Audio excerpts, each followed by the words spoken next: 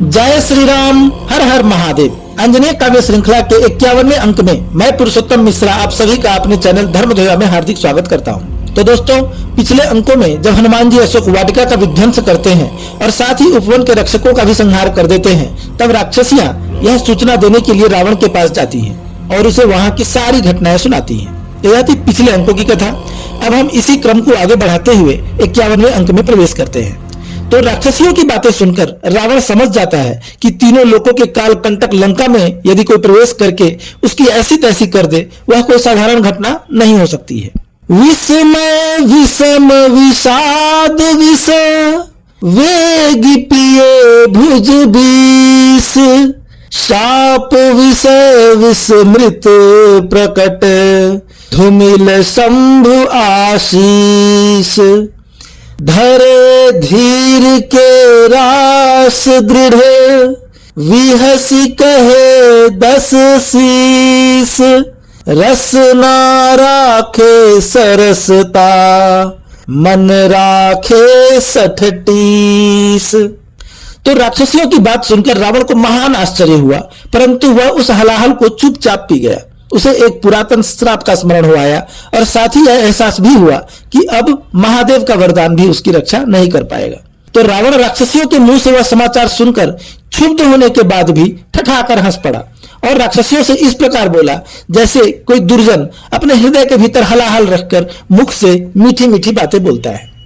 देखी क्षुद्र मरकट के रचना, भई मूढ़ निशिचरी के रसना, कह शाखा मृग कहाँ पुरारी, सहज स्वभाव भीरु खलु नारी, जरत ताप जिन जगत चराचर, तिन तिय कोह कपीलख कातर, यह कही सभा गयो 10 कंधर, मथत प्रभंजन अंधर अंतर, नंदन वन प्रमाद प्रमदावन, को धर सही तिन्ह बिनु पंचानन, को लखी सकै कुटिल दृग लंका, शक्र सूर्य सुर सहित मयंका, मैंद द्विविध सुग्रीव रुवाली, गवय गवाक्ष नील बलशाली, सरभ सुषेण ऋषभ संपाति, पनस कुमुद अंगद बल थाती, जानौ मैं खलु कपि प्रभुताई, को विधि कपि यह राम सहाई,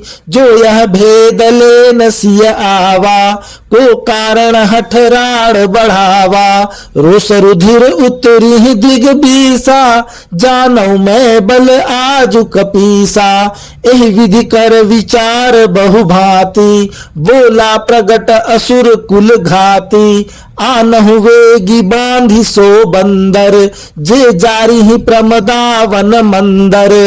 तो राक्षसियों की बातें सुनकर रावण ने व्यंग से कहा कि एक वानर को देखकर राक्षसियों की बुद्धि सठिया गई है। कहां वह साधारण सा बंदर और कहां ये उसकी तुलना महादेव से कर रही है। सच है कि भले ही राक्षसी हो, परंतु नारी के स्वभाव में ही भीरुता अर्थात कायरता होती है। जिनके ताप से सारा विश्व जल रहा है, उनकी नारियां ऐसी डरपोक हो, यह विस्मय का विषय है। यह कहकर रावण वहां से उठकर अपने विशाल सभागृह अर्थात राज दरबार में चला गया, परंतु यह घटना उसके हृदय में बवंडर जैसा लगातार घूम रहा था।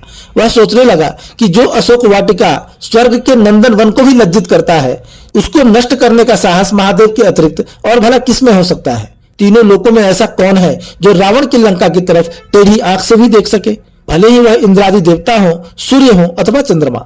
मैंने अपने जीवन काल में अनेकों वानरों को देखा है, जैसे मैंद, द्विविद, नल, नील, बाली, सुग्रीव, गवय, गवाक्ष, सरभ, सुषेण, ऋषभ, संपाति, पनस, कुमुद, अंगद इत्यादि अनेक महाबलशाली वानरों को मैं जानता हूं, परंतु किसी में भी ऐसा सामर्थ्य नहीं है। ऊपर से ऐसा बलशाली वानर श्री राम की सहायता भला कैसे कर रहा है। यदि यह वानर यहाँ सीता के अनुसंधान के लिए आया हुआ है, तो इसने जानबूझकर मुझसे बैर क्यों ठान बैठा। खैर, जो भी हो, अब इस वानर का बल मैं देखता हूं। ऐसा सोचकर रावण प्रकट रूप से बोला, जल्दी जाओ और उस वानर को बांध कर यहां लाओ, जिसने हमारे सुंदर और मनोहर अशोक वाटिका को तहस नहस कर दिया है। निक से निकर निशाचर, किंकर नाम कलेश, रावण सम सामर्थ्य सबल, विकट मृत्यु समवेश, तो रावण की आज्ञा पाकर किंकर नाम के 1,00,000 राक्षस युद्ध के लिए तैयार होकर निकल पड़े। ये किंकर नामधारी राक्षस बल और सामर्थ्य में रावण के अनुरूप ही थे। तो दोस्तों, अंजनेय काव्य श्रृंखला का 51वां अंक यहीं पर समाप्त होता है। आपको यह अंक कैसा लगा, कृपया अपने विचार कमेंट्स के माध्यम से बताएं। लाइक करें, शेयर करें और यदि आपने मेरे चैनल को अभी तक सब्सक्राइब नहीं किया है तो आग्रह करूंगा कि कृपया मेरे चैनल को सब्सक्राइब भी कर ले। तो आपसे फिर मिलूंगा अंजनेय काव्य श्रृंखला के 52वें अंक के साथ। तब तक के लिए आज्ञा दीजिए। जय श्री राम, हर हर महादेव, जय बजरंग बली।